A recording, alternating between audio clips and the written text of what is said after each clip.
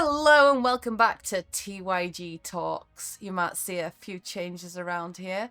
We have some lovely new avatars. So joining me today is my lovely Scruff, EatPrayLoot, and Ieuanmaiden. Hello. Howdy. And we have been watching Dandadan. I want to say suffering Dandadan personally, but... Wow. No.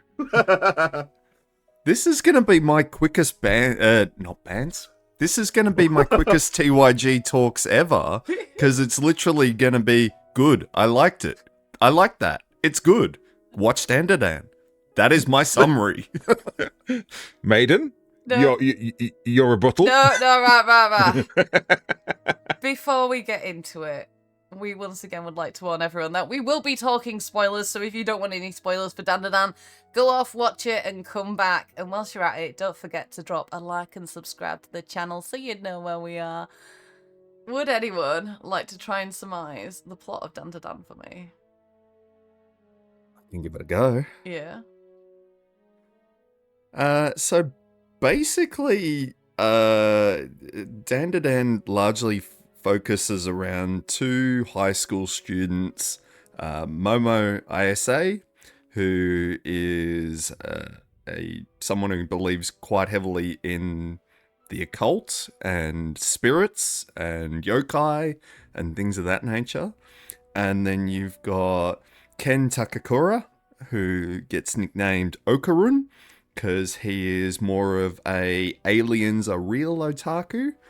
And basically, the series follows their adventures into yokai, aliens, and all other kinds of weird stuff going on. But that's the sensible explanation of this story, okay? This story is about two high schoolers who get into stupid hijinks, and then one of them has his genitalia stolen from him. And then they have to spend the entire series chasing after his genitalia. Mm-hmm. Or also the aliens chasing after his genitalia. No, the banana organ. The banana I believe organ. They're called. I do love we kind of skip over some content warnings for some people. Yeah. On this anime, where it can maybe be a bit we should borderline. put that back. Yeah, there's a bit of a borderline Yes. hit here. It's like, I'm sorry, what's about to happen? I mean, given props, they avoid it. It doesn't happen, but it gets dangerously close. Yes, there was moments in that first episode where I was like, this is incredibly uncomfortable. Oh, yeah. So, and content warning there. And there's a very close line between fan service and that deliberate making you uncomfortable. It's not just one of those animes that is all about the jiggle shots. So we have, rather than one over the other, rather than aliens or ghosts, it's actually aliens and ghosts. Yeah, but they're kind of connected somehow, but we're not sure how yet. Yeah. Which I think is cool. Weren't you paying attention? The yokai keep the aliens away. That's the... No, but they kind of hinted at a little bit more than that. Like the kappas. Yeah, the kappas are also aliens. So like there's some kind of like crossover there. Also, didn't the alien ring the spirit door? Yeah, I'm pretty sure very early on there was like, wait, this door's only for spirits. Can we talk about the grandma, who is by far the quote-unquote grandma, who we're not... Yeah. Well, she's gutsy, she's busty, she's lusty, she's all the words that I like, and she's really cool, and she smokes, and she kicks butt, and I love her. I think she was awesome. She has a pencil hidden in a baseball bat. Yeah. She awakens things in so many people. Yeah, I'm awoken, and I'm good with it. The thing for me, I've got to say about her is just how casual I find her. It's like, yeah, this is everyday life for me. It's like, okay, this is the good part. But I do enjoy the good contrast of casual to, I've just got these new abilities and now it's so cool. How do you deal with this on a day-to-day basis? And the fact that the grandma just adamantly refuses to believe in aliens, even when the one is presented in front of her. Which is the opposite of Momo, who said that her grandma was a fake psychic and stuff, which I thought was there's a story with the actor that the grandma's like does the reading on, and he's like, you're all wrong, and then it comes out later that she was in fact right, and he's been exposed, and like, so I thought that was kind of interesting. I liked that. But then obviously you've got the contrast between like Momo as a child who was embarrassed about her grandma and called her the fake, and then now she's like, look grandma, I found out all these real things, and also like I have superpowers. I was gonna say on the contrast in that we don't learn anything about Okarun's family. We don't see his parents do it at any point. No, that's don't true. even know if he has No, we learn nothing of Okarun's family. No. Yeah. We do slowly get a building cast though, because we have the is it Arya, the girl who thinks she's an angel. Shiratori. Yeah. Yeah. Yeah, so she And thinks then- she's an angel, and then we get the best friend. Is it Gigi? Yep. I liked Gigi. him. He gave me Jean-Paul Ralphio vibes from Parks and Rec. So much his initial introduction. Yeah, he gave some energy into it, but like there was already a lot of energy in there because like you Yeah. also had the grandma in the Turbo Granny in the cat. Like That was the one character I kind of want to see more of, is the cat. Like, the Turbo Granny as the cat, just zero energy. Like, no, I'm just living life. This doesn't interest me. That's what I live for right now. It's like, yep, that's the one I want. So that's what makes this series for me is, speaking of Turbo Granny Cat, the ending credits. It's so Yes. hard Yes. not to skip them because they are just so entertaining. It's these little 3 to 5 second vignettes of this cat doing dumb things with a hairdryer and all kinds of stuff like that, but it is just so slapstick funny. And I don't want to skip the credits because I'm enjoying the credits. yeah, like even the beginning credits, like the opening credits, yeah, like the da-da-da-dan-da-dan-da-dan-da-dan, like Is a ball. yeah, It just sticks in your brains, and it just hits all those neurospices really good. yeah, and like the animation for it, I really love like all the distended characters because like it kind of really shows like the manga roots. Also, I would like to point out it does actually foreshadow each episode as well. I'm going Yes, through it. I I noticed picked up I on did- that as well. I did Yeah. But spot like that at without some point. spoiling. Because without like spoiling. every anime theme tune always spoils something, and I think they did a good job of like walking that line.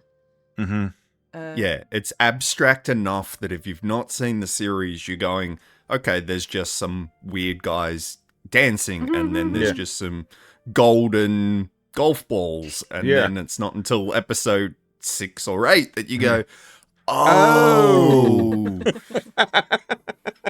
One thing that you've just got me, speaking of music, is a few of the music tastes they use in certain episodes. Oh, they did a good Yes. remix of 1812 for Yeah. a couple of the chase scenes. Yeah. And it was like, Oh, that yes. was perfect.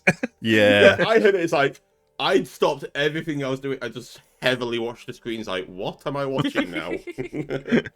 Speaking of music, can we talk about episode 7? Without Right. giving big spoilers. Right, okay. The- I was going to bring this up in a bit, Was but this yes. the sad Yes, Acro episode Silky. that broke my heart and Yeah. made me cry in the hangout? Yes, it was. The sad Yeah. episode? I don't remember the sad episode. Oh! Yeah, What? with his Heartless. heart of coal over there.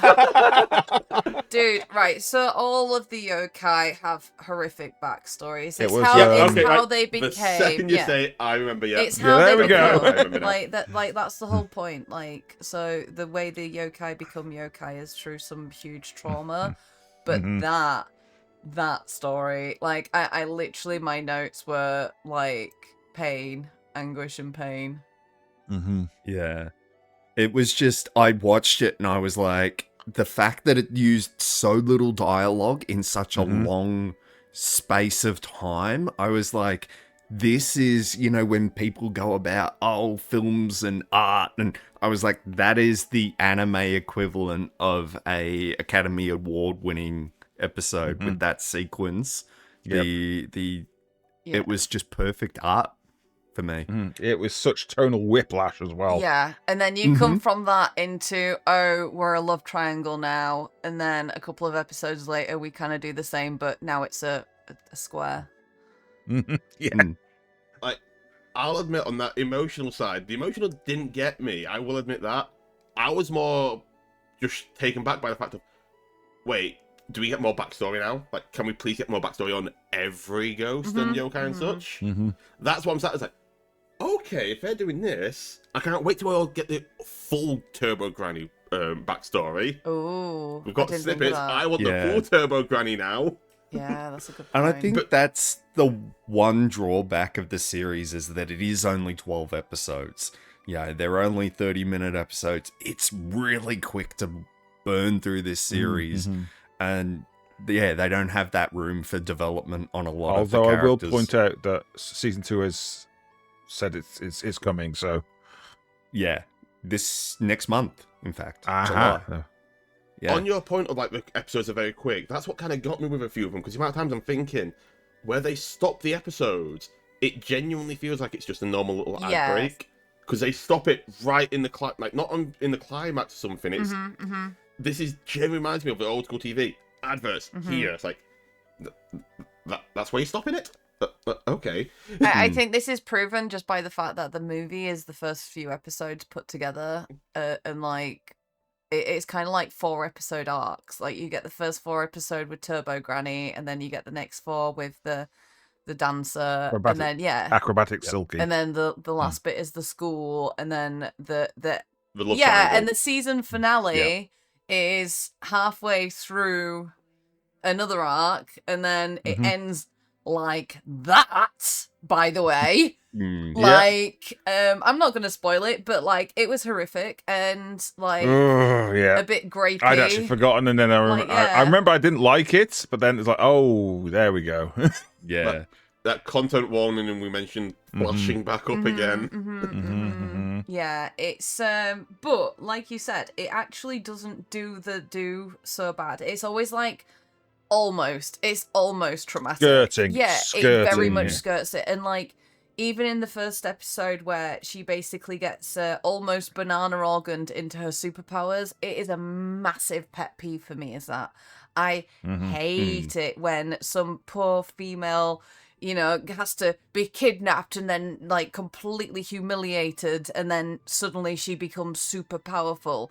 But like, I think the way they did it was so like slapstick and funny.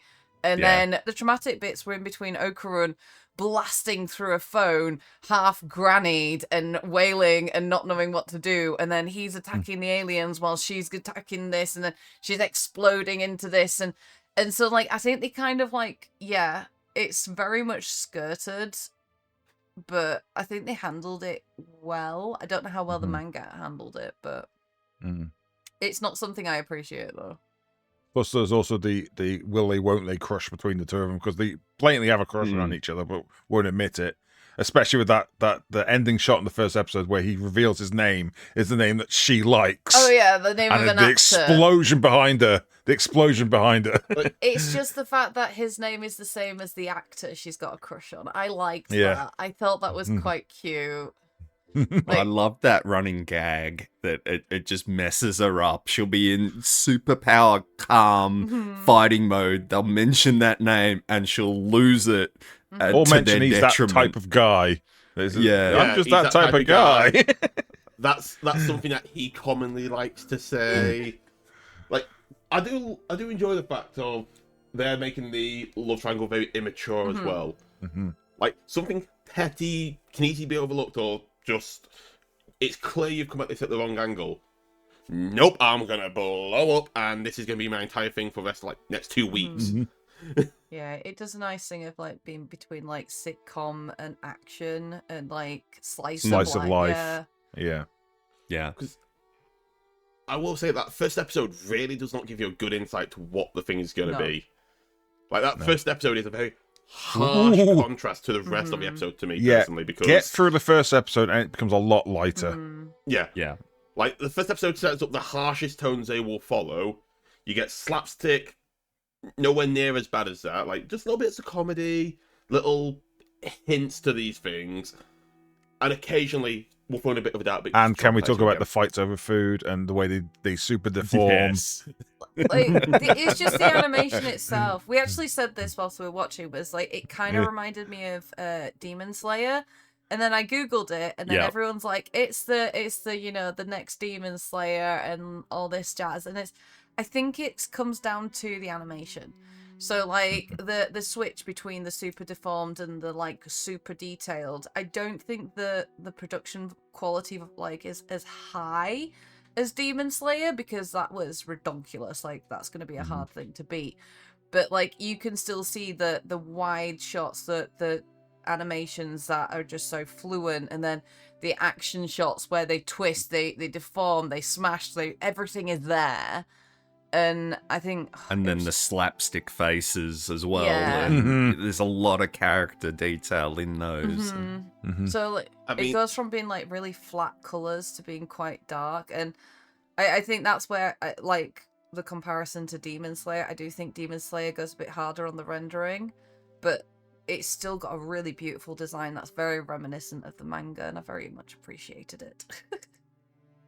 Speaking of Demon Slayer, it's very good tangential.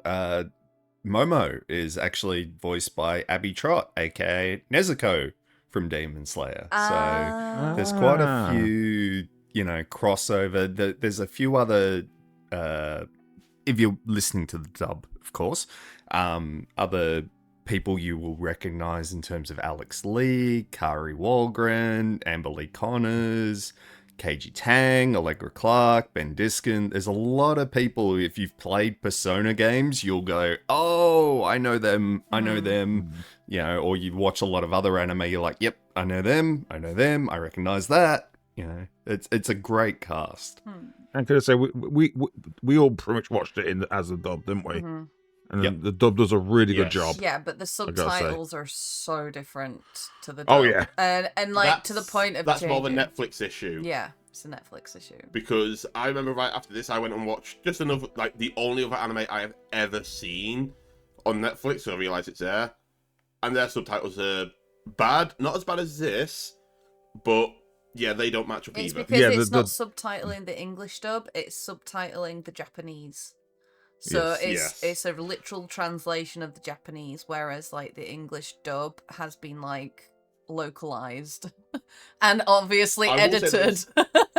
There is one moment where I remember I had to turn subtitles on as much as they hurt me, and that's the argument where you can't understand a word they're saying, but it subs them all in Japanese. So it's like, I'm going to have to turn the subtitles on just to understand what they're saying, because all you hear is just food in their mouth, like, it's like, yep. They were full-on battles, though. They were really well choreographed. I enjoyed them. Alien designs were unique. I got to say that. Yeah. You know, Yeah. You had the creepy gentleman, you had the sumo. But the creepy gentlemen were in suits. They ripped the suits off. Yes. Yeah. That's what got me. I'm sat there, like, when I first saw it, I would love to see how they actually fit in that. Yeah, the creepy gentlemen were suits, but they were still creepy. And we had like the sumo alien, the Nessie, the boxing crab. I also like the progression of their powers as well, because Okarun's powers, like, Okarun as like the demon. Why is he so cool, and why does it do things to me? He's also so like depressed. I know. Why does that work? Like, I'm sorry. Know. I don't like. I was just like, okay, why is he cool now? Like, my literal note is Okarun is cool now? Question mark. Demon strips inhibitions. And like, the angel girl, her progression of her powers was super cool as well. I liked that. I'm hoping Gigi gets powers because his will be cool. Mm-hmm. Yes, there is one last thing I want to put. Is a lot of the battles accumulate in something that's completely unplannable, though it looks like it's been planned.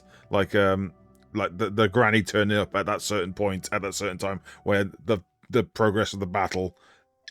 But- there was no way that could have been planned. I know the Grand's supposed to be psychic and Like, if she was psychic and was like, yeah, this is probably what they're gonna do. Yeah, like you said, Yeah. it's probably...